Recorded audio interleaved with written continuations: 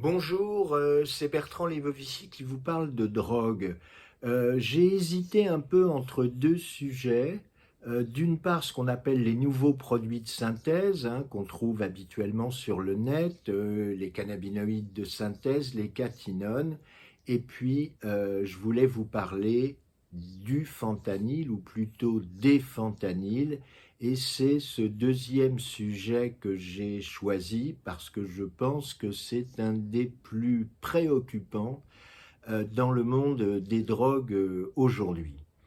Alors, je disais les fentanyls. Le premier fentanyl est issu de l'industrie pharmaceutique et il a été synthétisé, c'est donc un opioïde de synthèse, il a été synthétisé en 1959, hein, donc il y a plus de 60 ans.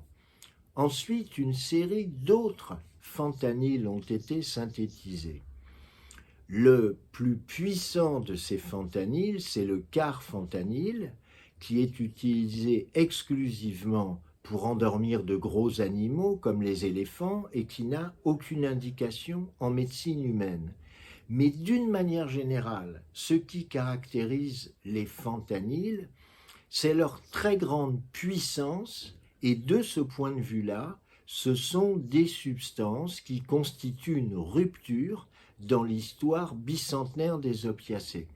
Les opiacés modernes, l'histoire moderne des opiacés commence avec l'isolement de la morphine au début du 19e siècle, on est 2 siècles après, et les fentanyls constituent véritablement une rupture, d'abord à cause de leur puissance. Le premier fentanyl était 50 fois plus puissant que l'héroïne, 100 fois plus puissant que la morphine. Le carfentanyl, on dit que un grain de sel de carfentanyl peut vous faire passer de vie à trépas. Alors il y a une chose importante qu'il faut savoir, c'est que les fentanyls ont joué un rôle et continuent à jouer un rôle extrêmement important dans la crise américaine. Je dis américaine parce qu'elle n'est pas simplement états-unienne, elle touche aussi le Canada, donc dans la crise américaine des opioïdes. Il y a à peu près 100 000 décès par overdose aux États-Unis aujourd'hui. Les 2 tiers de ces décès sont liés au fentanyl. Alors, il y a les fentanyls pharmaceutiques qu'on obtient par prescription, et puis il y a les fentanyls non pharmaceutiques, les FNP ou fentanyloïdes, qui sont fabriqués sur le marché clandestin. Et j'en viens à la deuxième caractéristique des fentanyls, c'est que les précurseurs sont relativement simples à trouver et la synthèse chimique n'est hélas pas très compliquée. Les précurseurs viennent habituellement de Chine, la synthèse est faite par des cartels mexicains et les fentanyls passent la frontière américano-mexicaine et submergent le marché américain. Ça, c'est la deuxième caractéristique des fentanyls, c'est la facilité de la synthèse. Il y a une troisième caractéristique qui, elle aussi, est extrêmement préoccupante. Il existe une substance, la naloxone, qui est un antidote des overdoses que provoquent les opiacés. Comment est-ce que la naloxone agit ? Elle a une très forte affinité pour les récepteurs qui se trouvent à l'intérieur du système nerveux central et elle chasse les opiacés et comme elle agit comme un anti-opiacé, eh bien elle fait sortir les gens de l'overdose et elle les sauve. Le problème, c'est que les fentanyls ont eux aussi une haute affinité pour ces récepteurs et qu'il est difficile à la naloxone de les chasser et donc malheureusement son efficacité est moindre. Puissance des fentanyls, pharmaceutiques ou non pharmaceutiques, synthèse facile à faire, efficacité moindre de la naloxone par rapport à toutes sortes d'autres opioïdes comme la morphine, l'héroïne, l'oxycodone. Voilà 3 caractéristiques qui font des fentanyls une menace absolument redoutable.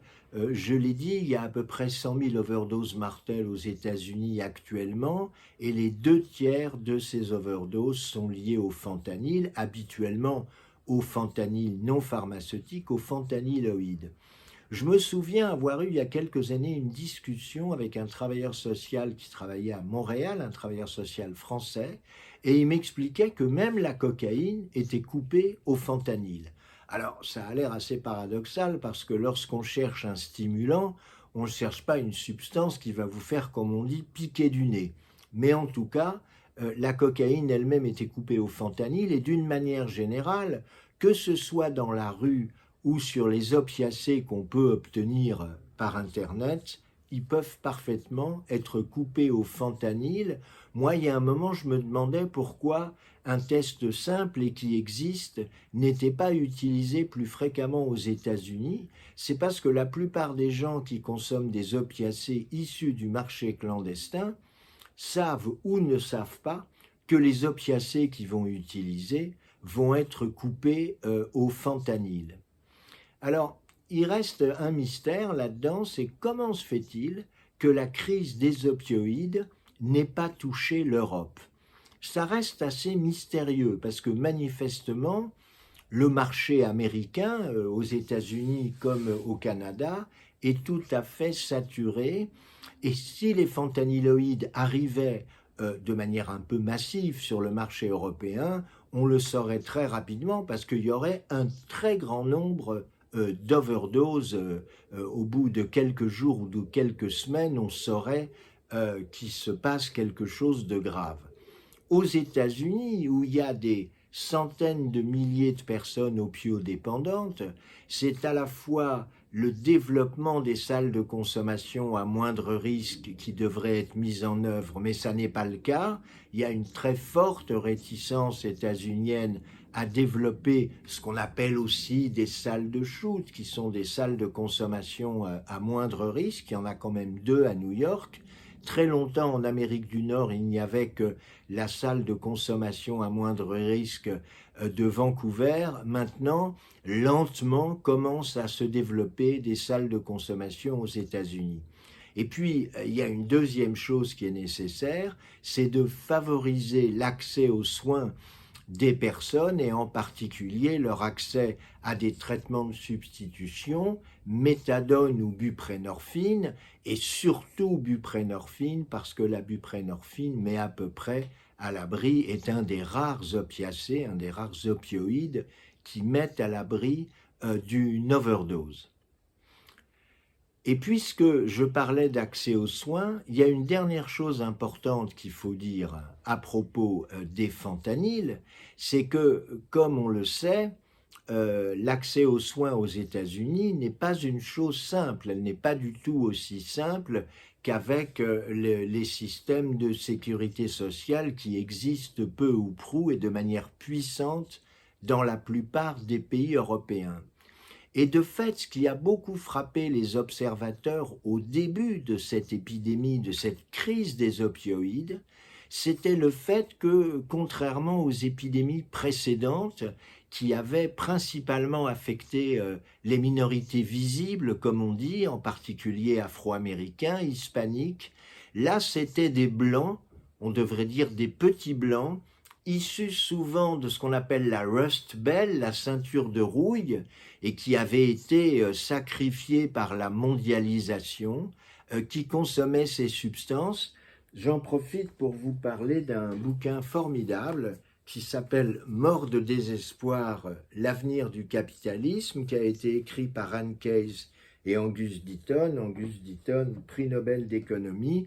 C'est un livre tout à fait passionnant sur ces morts par désespoir, sur ces petits blancs qui soit se sont suicidés, soit sont devenus alcooliques, soit ont commencé à consommer des opiacés en grande quantité et qui sont morts d'overdose. J'en profite aussi pour vous parler de mon livre, évidemment, Drogue, la longue marche, chez l'Harmattan. La chemise que je porte est une chemise en chanvre. Donc, j'espère que vous l'aurez noté. Écoutez, je ne vais pas être beaucoup plus long. J'espère que vous aurez appris un certain nombre de choses. Et en tout cas, si vous consommez des opiacés issus du marché clandestin, goûtez toujours une petite quantité de la substance, parce qu'avec les fentanyloïdes, il est vraiment très facile de passer de vie à trépas.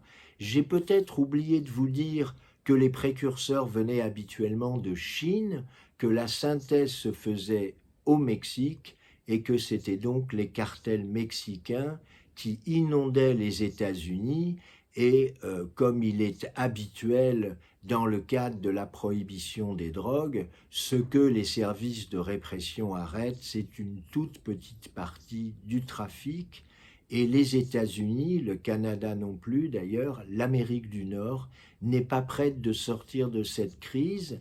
Il n'est pas impossible que cette crise se généralise. Il y a une certaine appétence des hommes, un homme sur deux étant une femme, des hommes pour les opiacés. Et donc, il y a des possibilités de diffusion de cette crise, de cette épidémie d'overdose américaine à l'Europe et éventuellement au reste du monde. C'est probablement aujourd'hui dans le champ des drogues la question la plus préoccupante. La deuxième question la plus préoccupante, j'en ai pas mal parlé à l'occasion de mes dernières vidéos, c'est la violence du trafic issu du marché clandestin de cocaïne. Mais cette question des fentanyloïdes, des fentanyls non pharmaceutiques, est vraiment une question qui va rester sur l'agenda du monde et sur l'agenda de l'humanité pendant de très très longues années. Comme je vous le disais, ce sont d'abord des petits blancs qui ont été victimes de cette épidémie et aujourd'hui, de plus en plus, c'est toute la population pauvre, donc y compris des Afro-Américains, y compris des Hispaniques qui sont touchés de plein fouet par cette histoire. Voilà, j'espère que je ne me suis pas trop répété. Je vous souhaite une bonne semaine et je vous dis à très bientôt. Ciao, ciao.